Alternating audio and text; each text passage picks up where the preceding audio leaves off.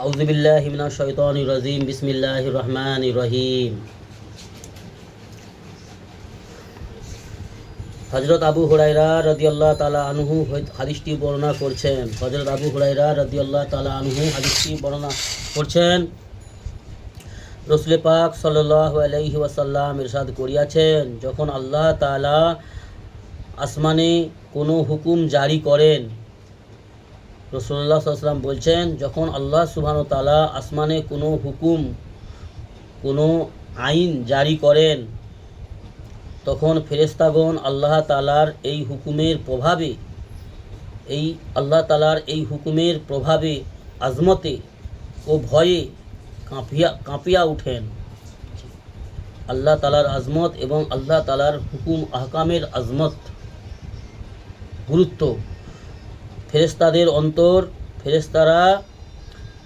ফেরেশতারা ভয়ে কেঁপে উঠেন এবং আপন পাখা সমূহকে, অর্থাৎ আপন ডানা সমূহকে নাড়িতে শুরু করেন। আর ফেরেশতাগণ আল্লাহ তাআলার হুকুম এই রূপে শুনিতে পান, যেমন মসৃণ পাথরের উপর লোহার শিকল মারিলে আওয়াজ হয়। অর্থাৎ কোনো শক্ত পাথরের উপর বা যদি লোহার শিকল দিয়ে আঘাত করা হয়, যেই হিসাবে ঝনঝন করে আওয়াজ হয়, সেইভাবেই আল্লাহ সুবহানাহু ওয়া তাআলার হুকুমকে ফেরেশতারা পরিষ্কারভাবে ঝনঝনভাবে শুনতে পায়। সেই আওয়াজে ফেরেশতারা কাঁপিয়া ওঠেন এবং আল্লাহর কাছে নত স্বীকার করেন, নম্রতা হয়ে যায়। আমাদেরও কর্তব্য, আমাদের নেক মুমিন বান্দাদের কর্তব্য যে আল্লাহর আজমতে, আল্লাহর কালামের আজমতে নিজেদেরকে নরম করে নেওয়া, নিজেদেরকে আত্মসমর্পণ করে দেওয়া আল্লাহর আহকামের কাছে, আল্লাহর আজমতের কাছে। এইগুলি নেক মুমিন বান্দাদের আলামত, পরিচয়। অতঃপর যখন তাহাদের অন্তর হইতে ভয় ভীতি দূর করিয়া দেওয়া হয়, অর্থাৎ ফেরেশতাদের অন্তর হইতে যখন আল্লাহর তরফ থেকে ভয় ভীতি দূর করিয়া দেওয়া হয়, তখন তাহারা একজন অপরজনকে জিজ্ঞাসা করে। ফেরেশতারা একে অপরকে, অন্য একজন ফেরেশতাকে জিজ্ঞাসা করেন, তোমাদের পরওয়ারদিগারের হুকুম দিয়াছেন। কি বলেন? একে অপরকে বলা বলি করে, আমাদের আল্লাহ কি হুকুম দিয়াছেন? অপরজন বলেন, হক কথার হুকুম করিয়াছেন, হকের উপরে চলার, অন্যায় কাজ পরিত্যাগ করার হুকুম দিয়াছেন এবং নিঃসন্দেহে তিনি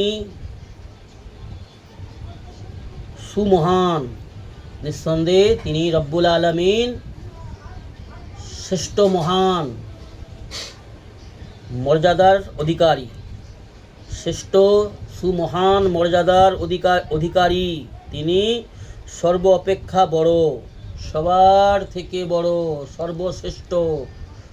জি, তিনি স্রষ্টা, সমগ্র সৃষ্টি জগতের, সমগ্র কায়নাতের তিনি সৃষ্টিকর্তা রব্বুল আলামিন, মহান আল্লাহ। যখন ফেরেশতাদের প্রতি আদেশটি স্পষ্ট হইয়া যায়, যখন ফেরেশতারা সকলেই এই আদেশটি যখন স্পষ্টভাবে জানিতে পারেন, তখন তাহারা উহা কাজে পরিণত করিতে লাগিয়া যায়। যখন আল্লাহ তাআলার আদেশটি স্পষ্টভাবে সকলেই জেনে নেয়, তখন আল্লাহর ওই হুকুমের প্রতি সকলেই পরিণত, হুকুমকে কার্য করিবার জন্য পরিণত হতে লাগিয়া যায়, অর্থাৎ আল্লাহর হুকুম পালন করার জন্য লাগিয়া পড়েন। কত গুরুত্বপূর্ণ কথা!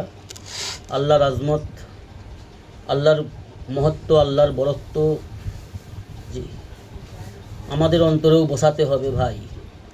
নতুবা আমরা পথভ্রষ্ট হয়ে যাব, শয়তান আমাদেরকে ভটকে দেবে, আমাদের ইহকাল ও পরকাল দুনিয়া আখিরাত দোনো জাহা আমরা ক্ষতিগ্রস্ত হয়ে যাব। সেহেতু আমাদেরকে আমাদের অন্তরে আল্লাহর আজমতকে বসাতে হবে, আল্লাহর হুকুমের আজমত, আল্লাহর হুকুমের গুরুত্ব এবং আল্লাহর ভয় ভীতি অন্তরে বসাতে হবে। আর আমাদের সফল হওয়ার জন্য, চিরস্থায়ীভাবে সফল হওয়ার জন্য একটি রাস্তা, একটি বিধান আল্লাহ সুবহানাহু ওয়া তাআলা দিয়েছেন, একজন রাহবার দিয়েছেন আমাদের জন্য, যিনি সমগ্র কায়নাতের জন্য রাহমাতাল লিল আলামিন, যিনি সমগ্র সৃষ্টির শ্রেষ্ঠ সম্মানীয়, তিনি হলেন মুহাম্মাদুর রাসূলুল্লাহ সাল্লাল্লাহু আলাইহি ওয়াসাল্লাম, সমস্ত নবী রসুলগণেরও নবী, রাহমাতাল লিল আলামিন, ইমামুল আম্বিয়া। আমরা বড় ভাগ্যবান। না চাওয়াতে আল্লাহ রাব্বুল আলামিন, আল্লাহ সুবহানাহু ওয়া তাআলা আমাদেরকে উচ্চ মর্যাদা সম্মান দিয়েছেন, শ্রেষ্ঠ নবীর উম্মতের মধ্যে দুনিয়ায় পাঠিয়েছেন, অল্প কিছু শ্রেষ্ঠ কাজ করার আদেশ দিয়েছেন। যদি আমরা আমাদের নিজ দায়িত্ব কর্তব্য পালন করতে পারি, বেশির বেশি আল্লাহ সুবহানাহু ওয়া তাআলা আমাদের উপর দয়া করবেন, রহম করবেন এবং উচ্চ সম্মানে সম্মানিত করবেন, উচ্চ মর্যাদায় থাকার স্থান দেবেন এবং সমস্ত রকমের মুসিবত থেকে, পেরেশানি থেকে, আযাব থেকে, সমস্ত রকমের বালা থেকে, সমস্ত রকমের দুঃখ কষ্ট বেদনা যন্ত্রণার যে স্থান রয়েছে জাহান্নাম, দোজখ, যেখানে বড় কঠিন কষ্ট এবং কঠিন আযাব, সেই রকম ভয়ানক জায়গা থেকে আল্লাহ আমাদের মুক্তি দেবেন।